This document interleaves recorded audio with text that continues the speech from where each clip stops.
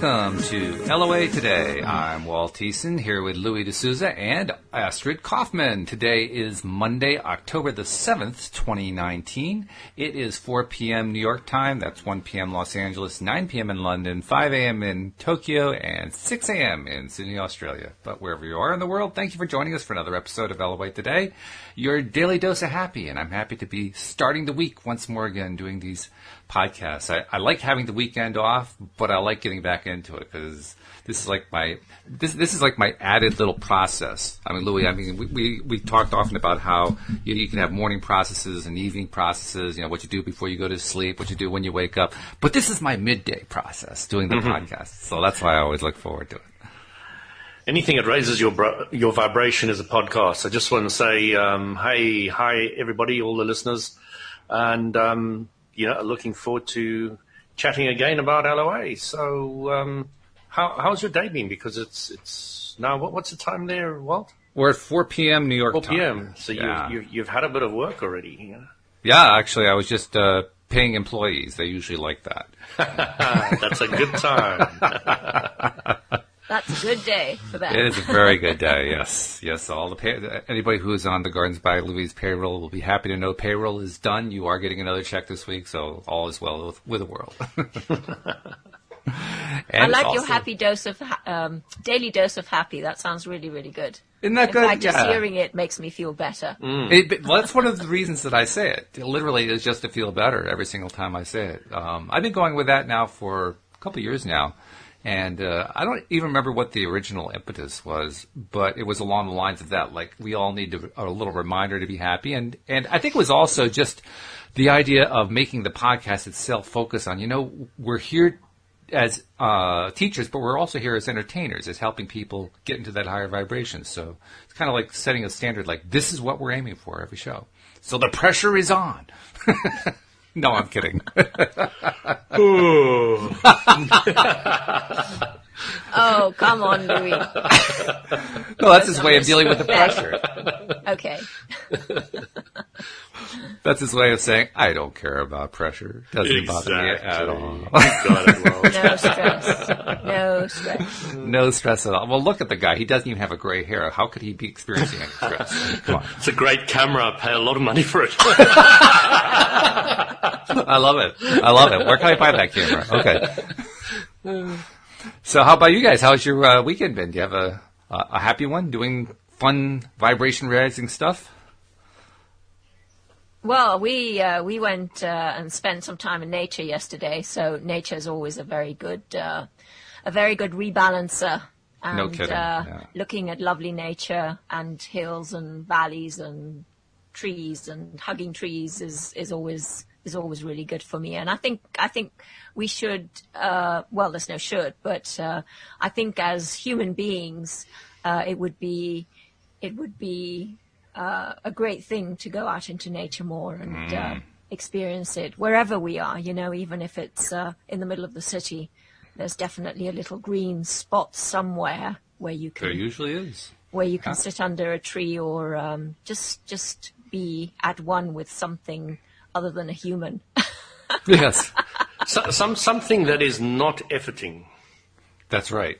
Yes. Something that's easy. Really, really easy. That's what animals and plant life show us, how there is no effort in being, is there? Right. Because animals and plants and trees and wildlife just shows us how to be. I mean, if you sow a seed, it's going to take its time. It's not going to rush up quicker if you say you gotta. This is true. It's going to take its time, and it's going to do it in its own sweet time. Mm-hmm. And I think we need to learn a bit from that and just drop our shoulders. Be the smile, hold a finger, and just go with the flow of that moment. And that nothing needs to be done in this moment. Unless it does, of course. But, in the moment. In the next moment, maybe. One thing I love about nature is the ease with which it handles death. Well, it kind of just absorbs it. Yeah, I mean, you eat the apple, you eat the fruit, you eat the whatever it is, it doesn't cry or jump up and down or wail, or it just surrenders and off it goes, This is true. Yes. By the way, we actually have a question here from Excellent. a listener who is a listener name I don't recognize, so I'm going to presume this is a new listener. But the listener is asking how the law of attraction works and how do we use it in daily life. So it's pretty broad. You can pretty much go at that any way you want to. Louis, I'm going to go to you first because you're always Yeah, off you go, Louis. Well, the law of attraction, the way I like explaining the law of attraction is, first of all, to think of the law of attraction in a slightly different way. The law of attraction is, to me, initially to someone who's new to it, maybe a little bit confusing, but the way I like describing the law of attraction is really a universal force that amplifies thought. So whatever you think, it makes it bigger. And where the attraction comes in is whatever you think about, it brings more of the same vibration to you. So you think happy thoughts, you get more happy thoughts. You think unhappy thoughts, you get more unhappy thoughts. So, the law of attraction is a simple universal law that has been around from the beginning of time and has never ever changed. So understanding that it's there, understanding what it is and how to use it is absolutely key to changing almost everything in your life. And its simplicity is mind-blowing. It's not related to any religion or path or group. It simply is a law that is out there, and you can either appreciate it and realize it and run with it, or you can do whatever you wish. But the conscious awareness of the law of attraction makes a huge difference in your life, absolutely huge. As if you listen to a lot of these podcasts, there's story after story after story of how it helps manifest things. And, if you want something and you get it, it's the most satisfying thing in the world. And if you want something and don't get it, it's one of the most unsatisfying things in the world. So you really want to know how to get what you want.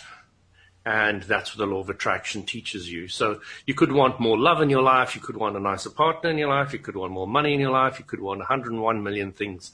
But whatever you specifically want, you want it to manifest. You want to get it. So the law of attraction, once you understand how it works, you can get it. So I'll hand it over to everybody else. I mean, has anybody got a good manifestation story today? Actually, I do. But Bella asked to go into that first. Go ahead. Well, before we go into a manifestation story, one of the things that, as you were talking, Louis, that came up for me was the word satisfaction that Abraham uses a lot, because where do you start when we talk about the law of attraction? How can I stop this negativity and go to something more positive? And satisfaction is something that Abraham talks about that is easier to get to. How can I feel satisfied in this moment? That word satisfaction.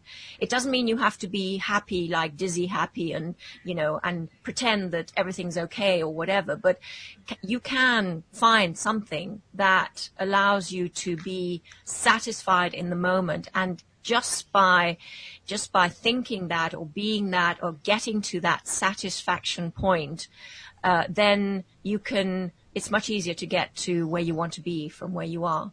So satisfaction is something that is really big for me in the law of attraction, because when you look at that the emotional guidance system, it's about in the middle. So you've got some way to go to joy and happiness, but you're way up it. So you're already there if you go to satisfaction. So manifestation, Louis. Well, before you get to manifestation, I've got more commentary. But that was good. I like that.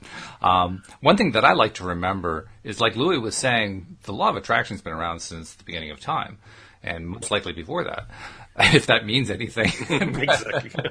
Yeah. But no, it's been around forever, and it will be around forever. It is, I would say, the best universal law in that it is truly universal. I've never seen or heard of an exception. I don't think you guys have either. And that's kind of unusual for laws. Most laws have, some little minor exception built in, but not this one. This one applies everywhere. And as a result of that, I asked myself almost from the very beginning of my exposure to the concept, okay, well, if it's been around forever, why didn't I notice it? And it took me a while to realize that the answer was I didn't notice it because I didn't realize it was affecting every single thing that happens in my life. In fact, it affected all of them without exception. So literally, I can just look around at anything that's in my life, everything that's in my life, and know that in one way or another, one shape, manner, or form, I attracted that. I may not have done it deliberately. In fact, I think I can pretty honestly say I did not deliberately attract about 99% of it, but I did attract it. And that takes a little bit of getting used to that idea. No, I won't say that little bit is actually inaccurate. It takes a lot of getting used to. That's not easy. That's not an easy thing. But nevertheless, we have to kind of come to grips with it. Like everything in our lives, we attract it either consciously or subconsciously or some combination of the two. But once I recognized that, I also realized that, my God, I'm powerful. I'm a hell of a lot more powerful than I thought I was. Like, holy cow, look what I've done.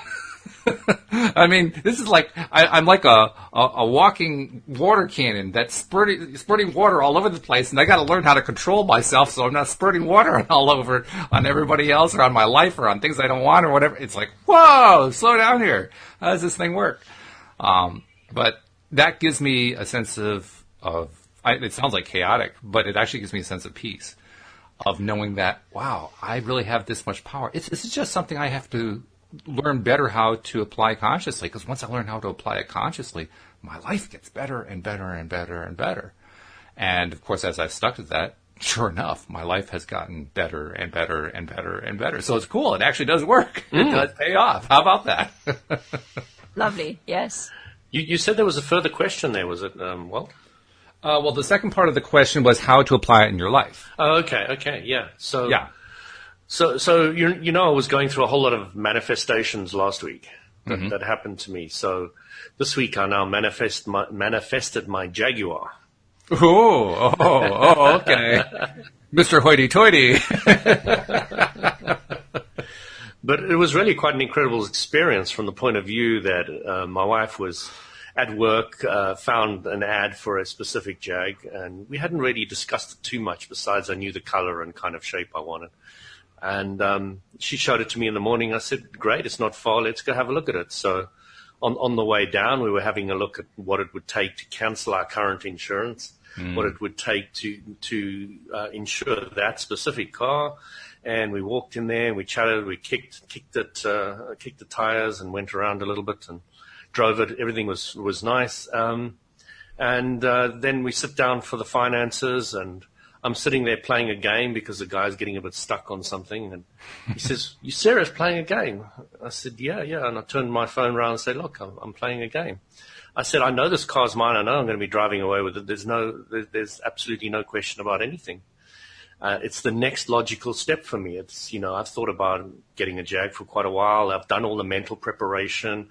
Everything was in place. I had, there was absolutely no doubt I was walking out with it. And he was just like looking at me like I'm mad.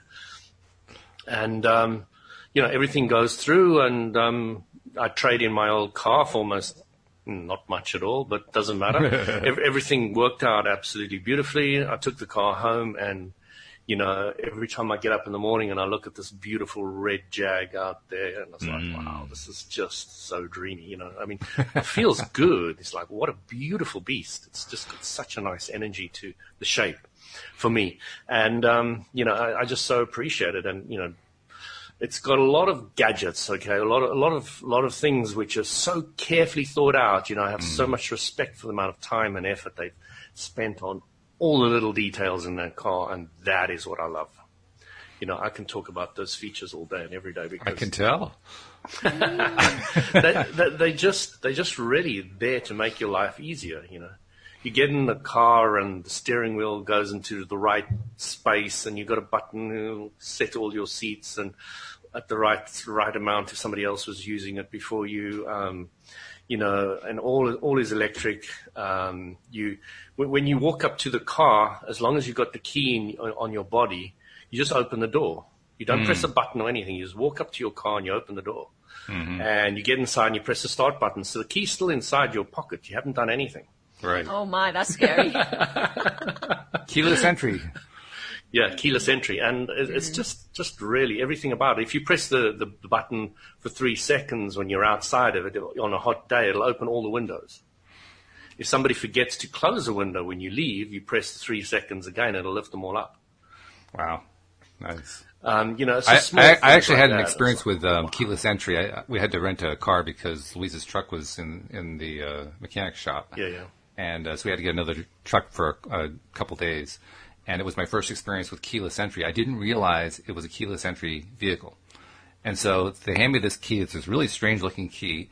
And I get into the car, and there's no place to put the key. Yeah, I didn't realize it was a keyless entry car, So I can't start the car. Hole? Yeah, right. So I'm pulling out the owner's manual, trying to read how do you start the car. Oh, Walt. That makes me laugh. Well, nobody told me it was a keyless entry. I was supposed to know that. Hey, I rented the car. It's my responsibility, right? It took me 20 minutes to get out of that lot.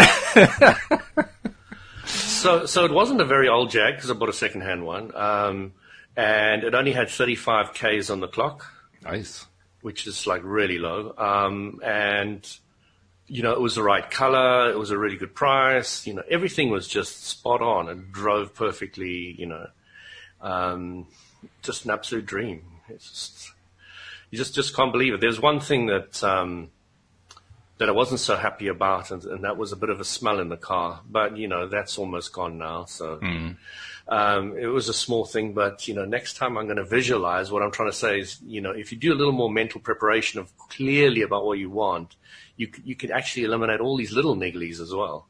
You just got to be clearer and clearer and clearer about what you want and how you want it. Absolutely. And you can get it. And are you satisfied? I can't tell you how much. It's just really, yes. I can hear it. You can be like Esther says, well, Abram says about Esther. It's like, Esther bought this new car and she was happy with it for the afternoon. Yes, it was nice. Yes. And I already am looking at other features which I would like and other shape and sizes and models, and so it is like that, because once you've got what you want, what you've manifested, what you wanted, and it's now manifested, now you're in a place where you're looking from a higher viewpoint of, I want that now, that's just something even better. So when you know what you don't want, you have a better idea what you do want to. If you know where you are at the moment and you have a better idea where you want to go, then that's the way it works. So everything in my mind is just twisted, and it's going to another level,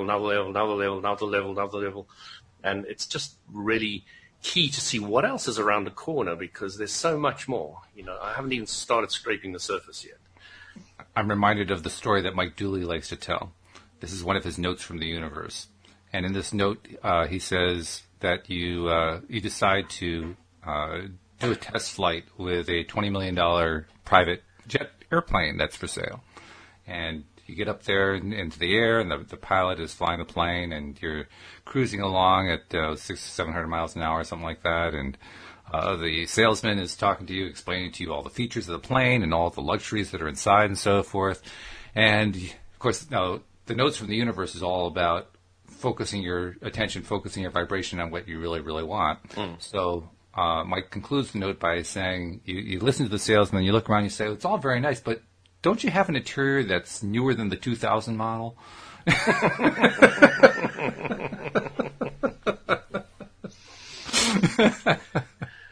Don't you know that it takes these guys 10 years to get it approved? Yeah, right. That too, yeah. But yeah, it makes the point. Yeah. Yeah, you're aiming for that really high vibrational point. And it doesn't mean that you got there overnight. I mean, how long have you been developing yourself? How long have you been working on this stuff? Probably like 2 or 3 years at least. At least. But again, it's amazing how little effort was involved in getting it. I mean, it was almost zero. Mm-hmm. I mean, getting in a car and driving for half an hour, which means I get a drive back in my new car, which made sense to me. I wouldn't like it next door to me so that I could just drive it 2 seconds home. That would be pretty frustrating, yeah. But, you can still take it for a drive. But so anything could work. But, it's just the ease with absolutely every step of the way. It was just amazing. It was just doof, doof, doof, doof, doof. And does the rest of the family like it? Oh, everybody loves it. Oh, I'm sure. You're going to have to take us for I picked my daughter up from school and oh, you're cool now. I didn't tell her I was buying it, so I pull up outside and she's like, "Who's this dude?" Wants to pick me up. I wind down the window and she looks and she says, "Dad, you buy this?" No, I stole it. You stole it, yeah, right. So we have a follow-up question. This one is from a regular listener. This is from Jenny. And she says, would serenity or contentment be good states to aim for as being similar to satisfaction? Not In really. my book, yes. Oh, yes, contentment. Uh-oh, we have dissension here on the panel. Oh, my God. Well, I'm all for contentment. Contentment is it's good for me. It works for me. So the interesting thing is As a starting point. There's a different vibration for everything. And the thing that really tickles my fancy more than anything is clarity. So I really like being clear about what I'm saying, where I'm going, what I'm thinking, what I'm doing.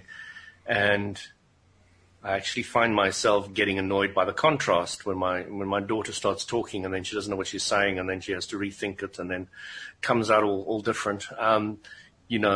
It just says, you need to get the thoughts clear before you. So ask her to stop, pause, get it clear in your head, and then speak. So that's exactly how the universal law asks you to work. You need to do the mental preparation first, then the physical flows. Everything just comes out. So when you're looking at the words of satisfaction versus, what was the other one? Satisfaction versus serenity or contentment. So all of them are slightly different vibration, and they're going to be very dependent on the individual. So if you're really having a hectic life and serenity is extremely appealing to you, which is not for me, okay, because I have quite a serene life as it is, then it could be something really that you want to go for, and it could really mean a lot for you and for where you're going. So understand that the law of attraction is very individualistic, and your higher self knows what you want and will strive to give you what you want. So yeah, that's closer to what I had in mind, because for me, it isn't so much a question of what's better. It's what's better for where I am right now. I mean, if I'm feeling fearful right now, contentment sounds great. I mean, that's like, whoa, yeah, let's go for content. That sounds really, really good. But on the other hand, if I'm feeling ecstatic, contentment sounds boring by comparison. So it depends where I am. So this was Jenny, yeah? This was Jenny, yes. Yeah, so Jenny, what we're trying to say here is that, look at your own self, look at what you want, and just get clear about it, because you may not. This is one thing that the law of attraction does for you, which is, to me, one of the most amazing things about the law of attraction. It allows you to dream again. Because the law of attraction is now saying to you, you don't have to manifest it physically, you just have to believe in your mind that this is an enjoyable thing and you visualize it. That's it. That's all the law of attraction is asking you to do. And once you start realizing that, then you start realizing that the law of attraction can bring in from so many different areas and places all the factors that are involved to what you want without almost any effort. If you could have been with me when I bought the Jag the other day, you would have seen how effortless, where it is the next logical step. There was no vibrational difference between who I was the few minutes before buying it, or hours before buying it, even weeks or months before buying it, and actually buying it. It was just like, this is the next logical step. There's nothing that is going to get in the way. It's just going to roll over and I'm going to get it. And that's exactly how it was. It was a very, very easy transition. And, my old car was really old. So I went from some vibration of a car that if I was focusing on that car, I would have got more of that car. You know what I mean? I would have got something of a similar vibration. But in my head, I was visualizing something light years ahead of where I was currently. Mm-hmm. Okay, and that is a very important thing to understand. Then you can make the jump to any level of car. In the old days, I remember finding myself saying, can I actually buy a BMW? Can I carry off the image of a BMW? And now that's the most ridiculous concept that could ever come across in my mind. Now, how could I have even thought like that? And, we've all got these kind of obstacles in our head with our old vibration, not understanding the law of attraction, that gets in the way of holding us back from getting all this other stuff. And it's not just about getting, but it is about being. So it's the same concept for your body and your well-being and your wellness. Abraham says that you can change your perception of your body and what's going on in your body in a moment as well, if you really want to. So let's tie the Genshin side into it. I actually, when we do the Monday podcast, I always title it something that includes the Genshin Jutsu in the title. So let's tie that portion into what we're talking about with law of attraction. And Astrid, there's nobody better to talk about that. How do you tie the two together in your mind? Well, I mean, it is about awareness as well. It's about awareness of what your body needs and what your body thrives on, rather than what it doesn't thrive on. So that's a three-tiered mental, physical, emotional state. And law of attraction is going to give you that awareness of what it is I want for my body. And Jinshin Jitsu is going to give you the tools and awareness to actually apply the method to get there as well. So it's a good combination of awareness and tools. Mm-hmm. Mm-hmm. Well, what I was remembering that Abram said is that, guys, it's really easy for you to change your physical body. It's easier than to manifest other things. And I was trying to think why they said that. And it kind of came to me that, you're always with your physical body. You're always thinking about it. You're always dealing with it, and it's because it's the amount of time you spend mentally thinking about your physical body and that you have it, that it is easier. So, it's really something to understand about the physical is it's quite easy to change. And Jinshin Jitsu really teaches us that. I mean, we're really aware of how quickly and easily the body can change, just like blink of an eye. And interestingly, Mary Burmeister herself, she was the foremost teacher of Jinshin Jitsu and brought Jinshin Jitsu self-help to the West. She also said, focus less on the body. So focus less on what is wrong, focus less on what is wrong with the body, and things will just stabilize. I mean, the body is very intelligent. The body knows what to do, but we've lost that trust that the body knows what to do. No, only the doctors know. I'm sorry.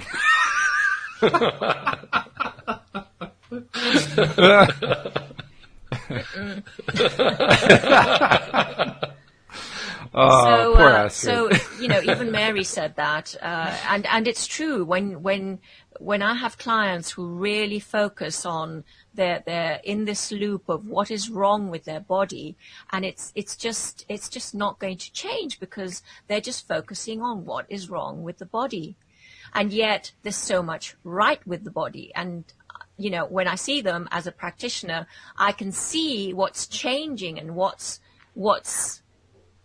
changing for the better, but they're stuck in the loop and they're keeping themselves there in this cage, So they'll get healed with your session. They'll go home. They'll have the old thoughts and they'll just remanifest the old problems in the physical body.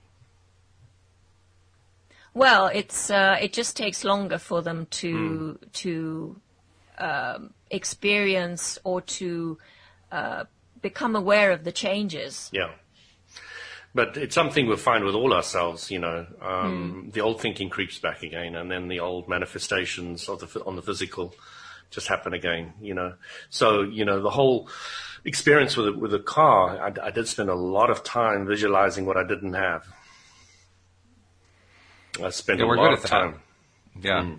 I think probably the one area of life that people spend the most time focused on what they don't want is their relationships with other people. It's amazing how often that happens, that we're we're focused on what didn't go right, or why didn't it go right, and how can we fix that? It didn't go right, and blah blah blah. We're always focused on, well, it didn't go right. It kept going wrong. It just wasn't. I don't like the way that person's treating me. I wish that and we get into a critical mode, right?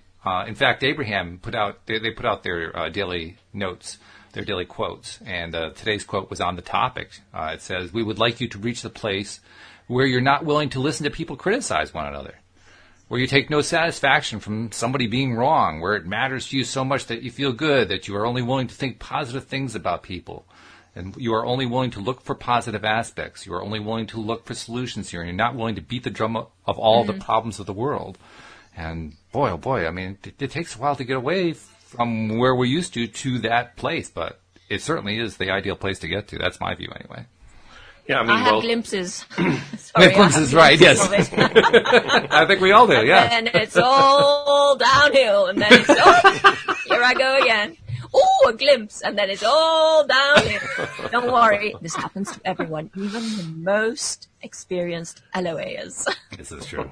This is very true. Because we're only human. Well, the whole thing is to appreciate the downs, because without them, you're not going to go. You have no perspective. You have no perspective. Yeah, exactly. And that is the power. That is the power. Is to understand the importance of negativity. And there's a distinction here that can be confusing, because often people find themselves in a place of thinking, well, I don't want to love what person X is doing. I don't love what they're doing at all. Why should I have to love what they're doing? Well, there's no should. Well, the whole thing is, maybe I missed some part of what you're saying there. Well, so correct me, but keep your focus on where you're going. Don't worry about what other people are doing. Yeah. Mm-hmm. Yeah, that's true. That's very hard to do. That's very hard to do. I don't know. I'm finding it easier and easier. Well, but again, it's just practice, It's just practice. Yeah, but you don't have a gray hair, so you don't. I mean, you have an extra. No, okay, I've got gray hair. But let's go to go to that place where it is practice. But how do you start? So how? That's good. Someone who is not in that place constantly, someone who we say all these things, but how do we get? How can we help someone who is surrounded by people or is not in a good place because of other people? So Astrid, we've got two choices. It's the stick or the carrot, yeah?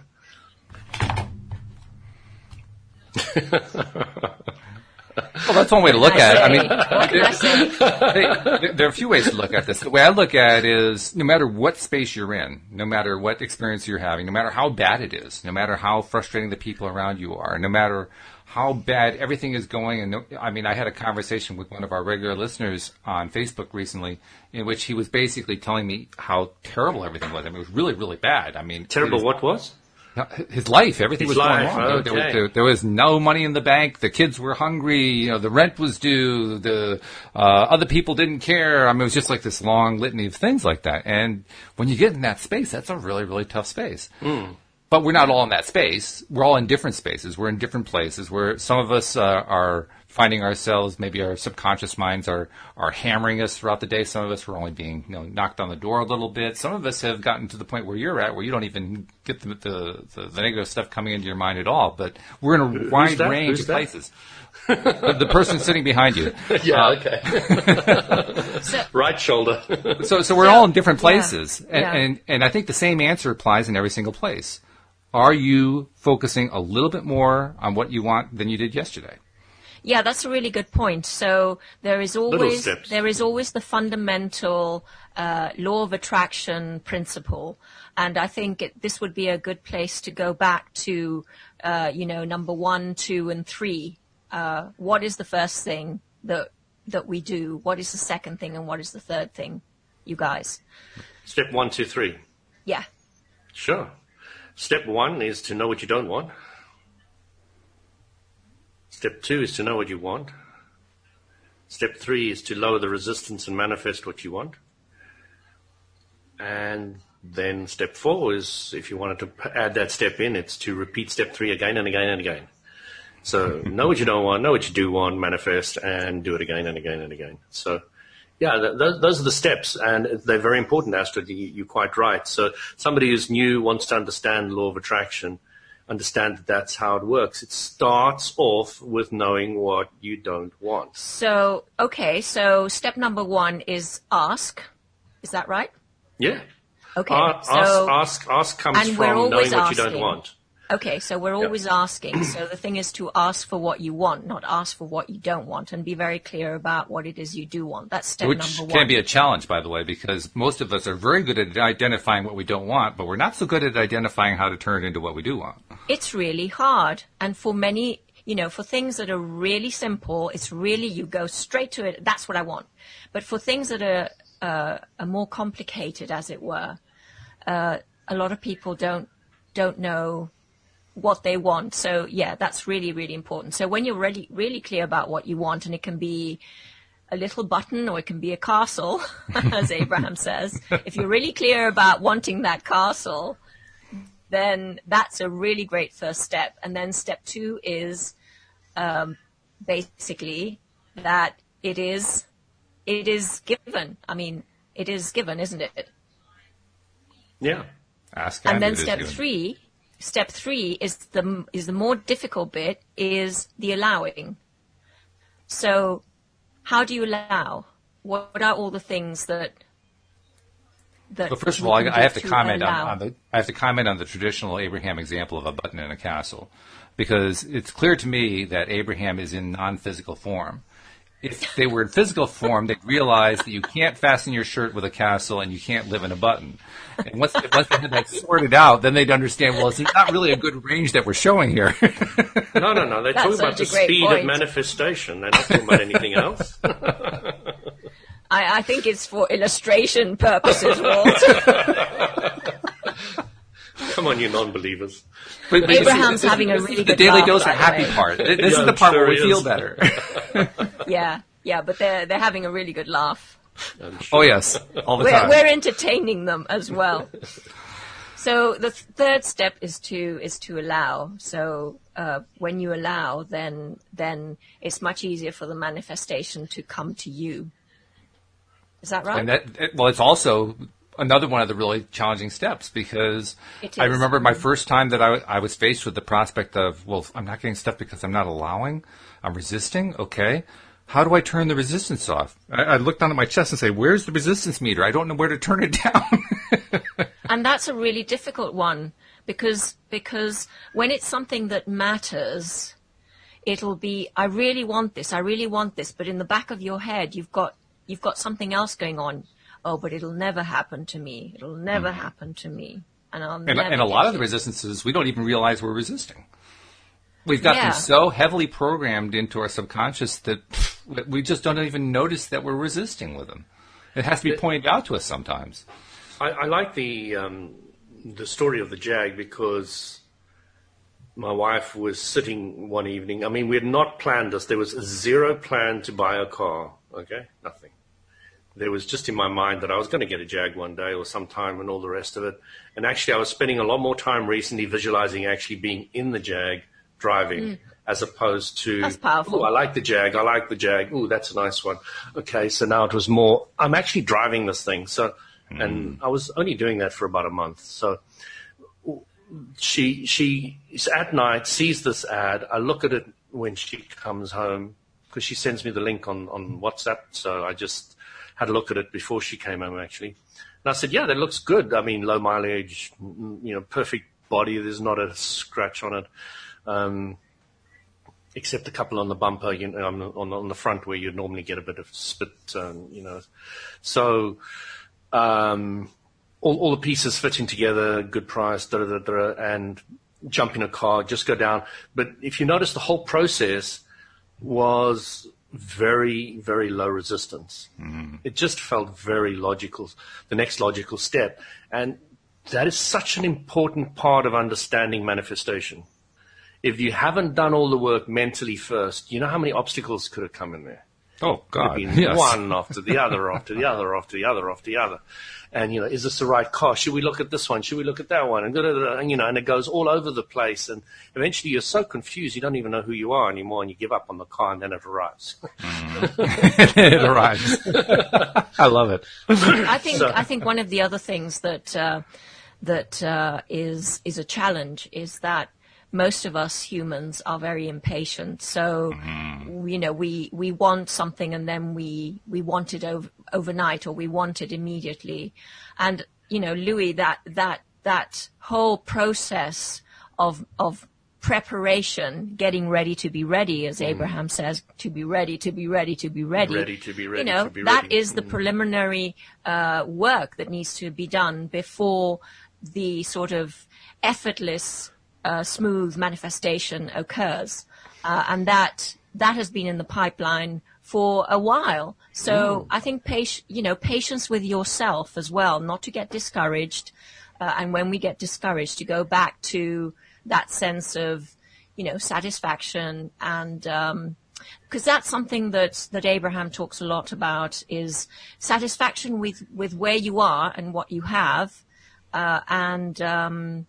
Because if you don't love the car that you have or you had, you probably... that's another story I've got to tell you. Carry on. Manifest the car conking out on you, and then you have to buy something, and it all goes haywire. So Astrid, let me tell you what happened. We're sitting there, and I said, darling, let's take the car up the road and have a little drink before we say yes, and we have a chat amongst ourselves. So we drive up there and park the car. And as I come, we decide, we sit down, we decide we're taking the new car. We get into the old one, okay? And we got about to drive it back to the dealer, but I can't press the little button the automatic button that changes the gear, And I'm hitting the brake, because you've got to put your foot in the brake before this button will go in, and it won't go in. And I was like, oh my God, now I've sold this car out, it just doesn't feel like it wants me anymore. It wants it anymore. And I was like, please just get us back to the dealer. Just get us back to the dealer. That is awesome. That's amazing. And that's exactly how it works, okay? Because you know how many mobile phones, before I understood this process, got destroyed. My old one got destroyed before I got my new one. And it was not necessary. It was just like, oh, I don't care about this. I'm only thinking about that one. This one's terrible, and that one's so much better. Mm-hmm. And that is when you absolutely, you just hit problem after problem. So what is the I'm it eventually did get me back to the dealer, obviously. Yeah. Okay, so basically, so when you're in a place that you don't want to be, or when you're, let's say, you have a car that you don't want. What's the Abraham says, love where you're at, love the car that you're in. But what's the balance? Am I explaining this properly? No, I'm not clear. No. Okay. Walt, do you get what I'm saying? Kind like of. you want this new car. You need to pull it together but more. You I'm have not quite to sure love, where you're going. But don't not love the car that you have, because if you don't love the car that you have, even though you want a new car, your old car will pack up. Try taking what you just said and phrase it in the positive, because you used a lot of double negatives. So take off the double negatives and let's put it into the positive and see if it. Well, I did that for a reason, because to illustrate that, if you don't love your car, so that's what you want, is to love your car and also be very clear about the next step up, the upgrade. So that's what I'm trying to get at, because people won't, many people who are new, you have to be happy with where you are, don't you?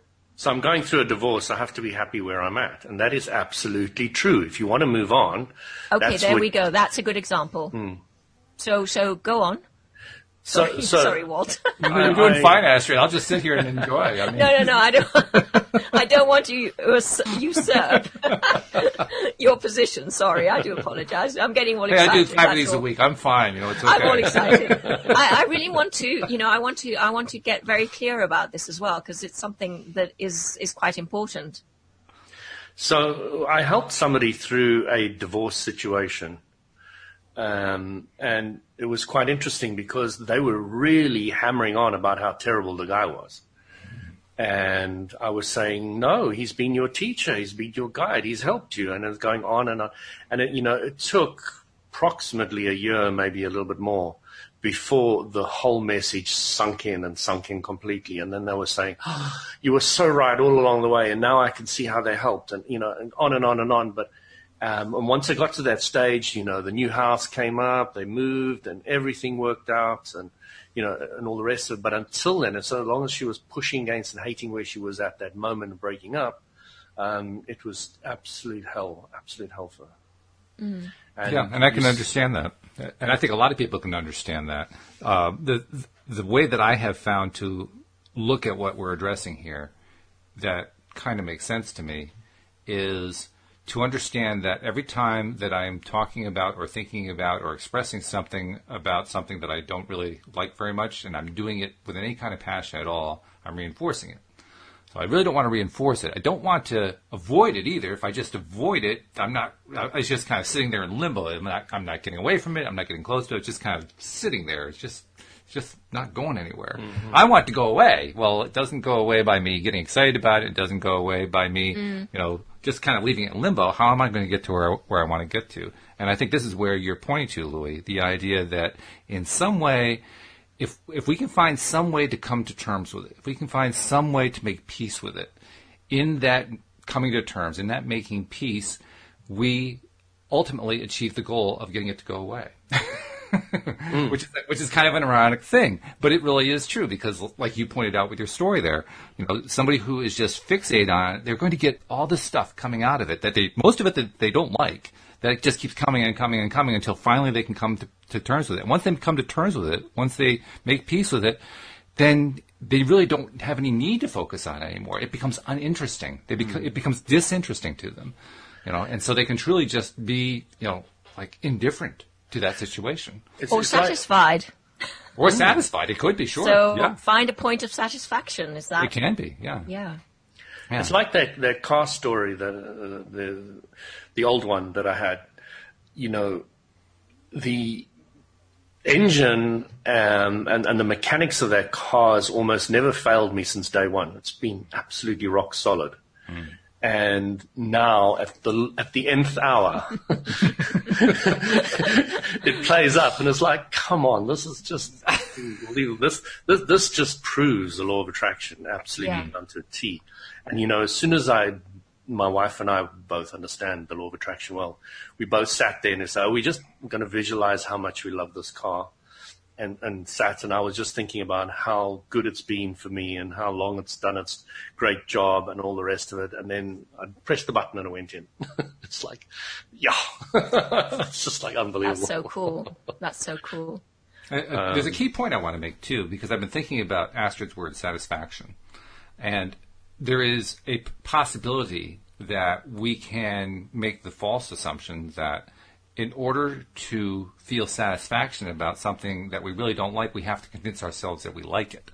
Mm. But that's not the case. We don't have to like it. Mm-mm. No, there's no rule that says you have to like what you don't like. Quite to the contrary, Abraham goes out of their way to say, we're not telling you what to like or what not to like. That's up to you entirely. We're telling you how to manifest what you're looking for. Mm. And their point where your word satisfaction is concerned is that you aren't going to be trying to be satisfied with, I like this thing. I really like this thing. I like this divorce that I don't like. No, that's not the point. The point is, you now know what you don't like. Yeah. And you're now going to be clearer about what you do like. So where exactly is the satisfaction going to come in? That's the question that you're really trying to answer. Well, Abraham says when you're in a very low space and you want to find something that you can be satisfied about, is go general. Mm-hmm. Go general. If you get very specific, if you get specific at all, then you're going to go that way down. So go general, you can go general very easily. One of my favorite ways to release that kind of resistance, particularly where a relationship is concerned, and particularly a relationship that I really don't want, that I really don't like, is, and I won't bring any specifics in because this is not about particular people, it's about the principle of it. But if there's a person X, who I really don't like, and I really have hard time finding anything nice to say that I want to say about them. I mean, there's nothing about that person that I like. Well, I can still take satisfaction. I can take satisfaction in knowing that if I really want to, and this is a little bit mean-spirited, so you have to kind of take this with a grain of salt. But I can take satisfaction with this person is attracting into their lives just as we're attracting to our lives. Mm-hmm. And they're attracting stuff that I wouldn't like. So when they attract something that I wouldn't like, regardless of whether they like it, I can take satisfaction. Like, oh, well, you attracted to something you didn't like. You know? Now, does it matter really whether or not I like it? Not really. Not from their perspective, it doesn't. From their perspective, what matters is whether they like it. Mm. But I find I can let go of it if I can see that they got what they didn't like. I can say, well, you asked for it. And then I feel better. You know, Walt, I'm fairly flexible when it comes to almost everybody in my life. And, almost nobody rubs me up the long way. But we had a... Well, we did find one person. We found a film star. I'm not with you. I lost that. Oh, I think was it last week? Last week or the week before, we discovered that one of the really good film stars was one that you really don't like. She just doesn't. Meryl Streep. Yeah, Meryl Streep. Goodness. Just doesn't work for you. But I never watch anything of her, so I don't get it wrong. But we had this gas engineer come to our house. It's a lady, and I was like almost shaking with dislike. And everything that came out of her mouth, okay, and I didn't like anything she said or anything, it was actually really relatively civil and logical and all the rest of it, non-confrontational, but I really didn't like her. My wife really didn't like her either. And I was like, where does this come from? Such a strong dislike. And then you start saying, well, we're obviously not in vibrational sync. Fair enough. You're just an engineer who's come into a house. Sure. So this can happen. So it's not, and why I drew that engineer on that day, well, she just walked in there, said she couldn't do anything and made a phone call, walked out. So she wasn't around long either. She was like repelled. We were repelling each other. It was like, poof, she was gone. Never seen her again, luckily. But it was really fascinating for me to experience that again because it's a long time since I've had that feeling of more vast dislike for somebody for no apparent reason, There was nothing specific that you really went on about, That's something I haven't. And all the rest of it. But with your example, I can actually point to where I would take satisfaction from that. Yeah. For me, she's obviously got a lesson. She's yeah. That was very satisfying. It was really interesting because I was going to say to my wife, I really don't want to back, and it's like, mustn't say that. So tempting to say things like that, isn't it? Oh, yes. And we should also illustrate for if we've been trying to talk to the beginner audience, right? So we should illustrate for beginners, why is that important? Why is it important? When you say no to something, you're saying yes to something you don't want. And that sounds so contradictory, so you'll have to explain it a little bit deeper.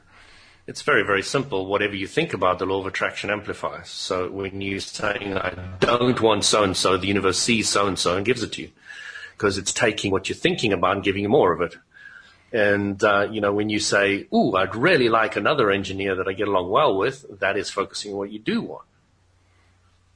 And then you'll get that. But whatever you focus on, you get. So if you're focusing on what you don't want, you're going to get it. I don't want a cold this winter.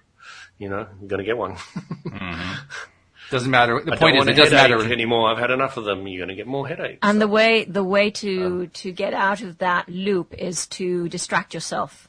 Just distract yourself. Go and bake a cake, or have a bath, bungee jumping, or whatever takes your fancy. Absolutely. But the point is that there's that in terms of the way vibration works, there is no vibrational equivalent to don't. Don't doesn't actually have a vibration to it. It's just thing. I don't think it's so much about the don't or do's. I think it's more about you're thinking about that individual that you don't want. It's what you do and what you don't want. I guess what I'm thinking is we humans, we tend to think that there is thing and then there's not thing, and that they are not the same at all. But they really are the same. The only difference. Well, energy is not a negative or a positive vibration. No, it's just energy. Mm-hmm. Is that right? Yeah, a vibration is a So- vibration is a vibration. Yes. Yeah. So yes and no is a vibration, and you're going to, which road are you going down? Is it the no road? Well, then that's what you're going to see coming at you. Or the Yeah. yes road. Yeah, it's interesting Which is how what yes we and no want. are basically two sides of that same coin, aren't they? Yes. I love bringing up my old sauna story to illustrate the. You only have one? Oh, don't get him started. You can only tell the one. I see this guy there, and he's a new guy. I've never seen him before, and he looks like a businessman. So I'm just curious, what does he do? So I start off by saying, you remember, been a member long, and all the rest of it, and then I got round to talking to him about age, and he was very cagey about everything he said. So he said to me, "How old do you think I am?" And I gave him a younger age, and he says, "Oh, I'm much older." So I said, "Wow, you look great for your age." And I said, "How old do you think I am?" And he said younger than I am, and I said, "No, I'm so and so." And he said, "Oh, but I'm not going to compliment you." I said, "Don't worry about that. Many people compliment me. It's fine." And he got a little bit more annoyed with that, and then I said to him, "What do you do for a living?" And he's like really cagey. So he says to me, "I'm always catching up." I said, "Great. I mean, what are you catching up on? Your sleep or what?" So he's like really getting even more angry with me, and he's looking at me, and he says, "I'm just always catching up. I'm always catching up." I said, "Oh, great." So I said, "You know what I would say? I would say something like, I'm always getting things done. Yeah, I'm always getting things done." So he looks at me and he says, "What do you mean? You're saying to me that my glass is half empty?" I looked at him and I smiled. I said, "No, I'm not telling you that. You're telling me that." And he stormed out of the sauna. He was totally upset with me. He was absolutely livid. And, it was really interesting because every step of the way when I was asking him each of those individual questions, I was saying, "Does this feel good? Does this feel good?" Even when he left the sauna, I said, "Does this feel good?" And it felt good the whole way through. So it was really interesting that I was always in alignment the whole way through, and I was checking myself. So it was a great learning curve for me to understand that I can even get myself into conflicting situations and still being in alignment. That's always good to do. Yeah. And it was really interesting because that was a big learning curve for me. It's also interesting. Your example also really does a nice job of illustrating perspective, because his perspective. You in one sense, you both thought you were talking about the same thing, but it's pretty obvious from the way the conversation went. You guys had entirely different perspectives. I'm not even sure you realized that you were on the same topic, to be perfectly honest. Yeah. Which is pretty crazy. I was very impressed with him when he said, "Are you saying that I'm saying my glass? No. Are you saying my glass is half empty?" I was, he was really getting what I was saying. He was like, "Oh." I was very impressed with that answer to the comprehension aspect. It's like, "Oh, he gets it." He was probably annoyed with himself because he got it. Absolutely. What I picked up from that whole conversation is that he had said to many people many a time, "I'm just catching up." Yeah. And it was an old program that was running in his head, Right. and I bet you he's never used it again since that day. Possibly. Yeah. I would be very surprised if he had, but he could have gone back to it. But It'd be fun to interview him and ask him, "Have you caught up?" no. Oh, that would be great if he had, because you never get it done, do you? No, you never get it wrong. You never get it wrong, and you never get it done. This is the truth. Well, in the minute and a half we have left, I want to make sure I get our promo announcements in there. So make sure that if you're not yet a subscriber, you become one. It's very, very simple to do.